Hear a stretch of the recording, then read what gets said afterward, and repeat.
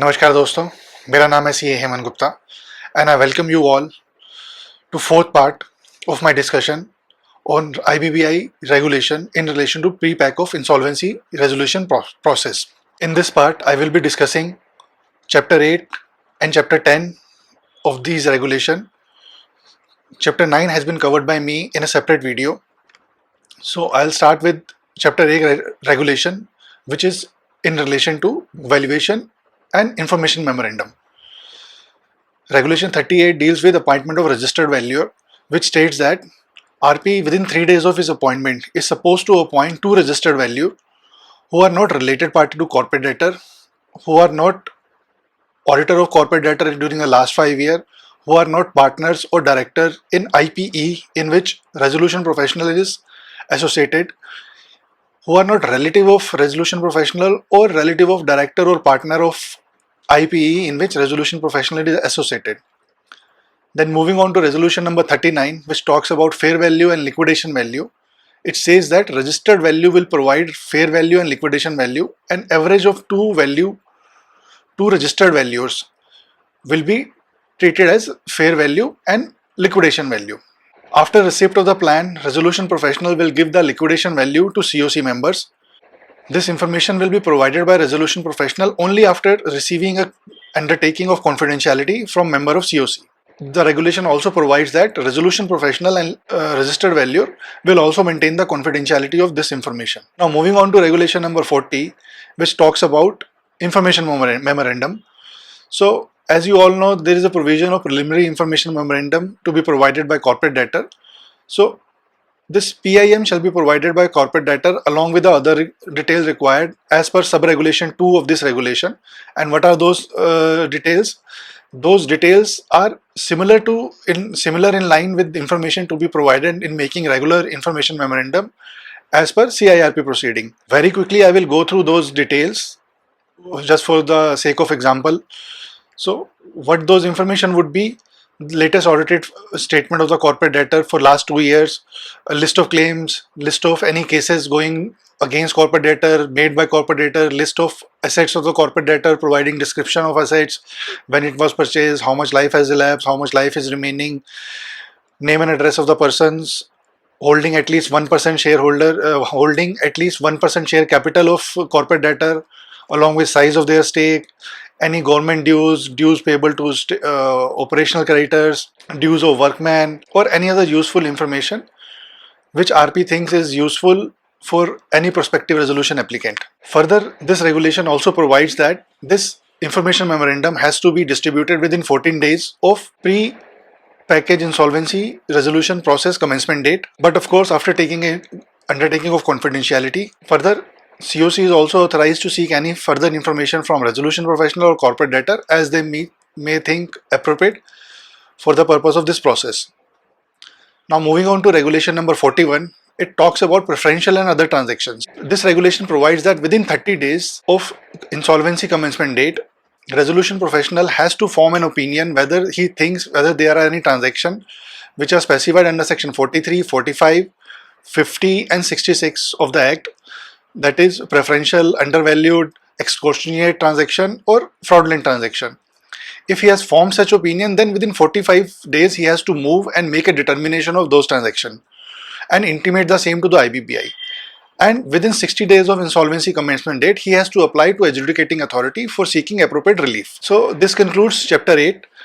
Now I will be moving on to chapter 10 of the regulation. Chapter 9 has already been covered under separate video. Coming to chapter 10, it has two regulations. Regulation 50 deals with management of corporate debtor during the process. It says that corporate debtor is not entitled to take any transaction which are prudential or fraudulent in any manner. Corporate debtor is also not supposed to take any transaction which are beyond the limit prescribed by COC or any other matter as decided by COC and not covered under section 28. Further, corporate debtor in consultation with resolution professional has to prepare a monthly report including following detail: any legal proceeding undertaken by the corporate debtor or any legal proceeding undertaken by anybody else against the corporate debtor, key contract during the reporting period, or any other material information or matter which has a material impact on the running of business of corporate debtor. Further, RP is also authorized to call for any information during the operation of this process. He is authorized to visit the premises, collect information. He is authorized to inspect the asset of the corporate debtor. He may further call for information with regard to compliances to be made by corporate debtor. He may seek the detail on account of litigation by corporate debtor or against the corporate debtor.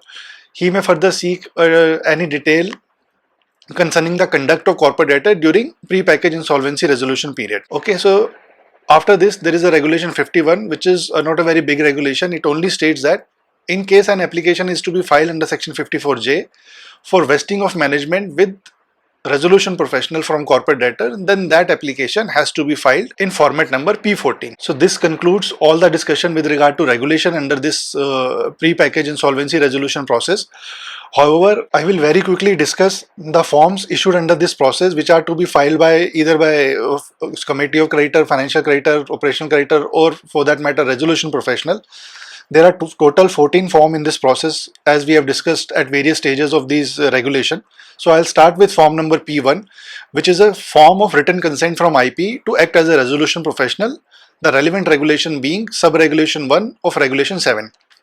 Then there is a form P2, which is a list of creditor which is to be provided by corporate debtor under regulation 14. Then moving on, there is a form P3 is there, which is approval of term of appointment of resolution professional. This form is to be provided by financial creditor or operational creditor who are forming COC under regulation 14 sub regulation 5. Then form P4 is there, which is basically approval of initiation of pre-package insolvency resolution process. Again, this form has to be given by FC or OC forming COC under regulation 14 sub regulation 7. Then form P5 is there. It's a written consent to act as an authorized representative given by insolvency professional under regulation 15. Then form P6 is there, which talks about declaration to be given by director or partners of corporate applicant or corporate debtor that they have not made any they are not going under this process to defraud anybody, or some other declaration which are prescribed under the provision of this act. So relevant regulation is regulation 16 sub regulation 1. Then form P7 is there, which is a declaration regarding existence of any preferential or avoidance transactions. Regulation is 16 sub regulation 2. This declaration has to be given by director or partner of corporate debtor. Then form P8 is there, which is a report by insolvency professional. As you know, this relates to pre-initiation period for which a resolution professional is supposed to vet the condition of application of provision of this act or provision of these pre-package insolvency provision with respect to corporate debtor, whether they have complied with all the requirement or not. So this is a preliminary report is to be given, which is to be given by IP. Relevant regulation is regulation 17. Then form P9 is there, which is the format of public announcement, which is to be given as per regulation 19 sub regulation 2. Now moving on, form P10 is a list of claim which is to be maintained by resolution professional under regulation 20. Form P11 is there, which is an invitation to resolution plan, which is to be issued by resolution professional under regulation 43. Form P12 is a compliance certificate to be given by resolution professional under regulation 49(1). This is to be given at the time of applying to adjudicating authority for approval of resolution plan. Form P13 is there, which is an application for termination of pre-package insolvency resolution process. Relevant regulation is 49 sub regulation 4. Again, this form has to be given by resolution professional. And lastly, form P14 is there, which is application for vesting of management with RP from corporate debtor. So regulation 51 is there, which provides for this form. Again, this form has to be filed by RP. I hope I was able to do justice to this topic and make you understand a little bit about these regulations.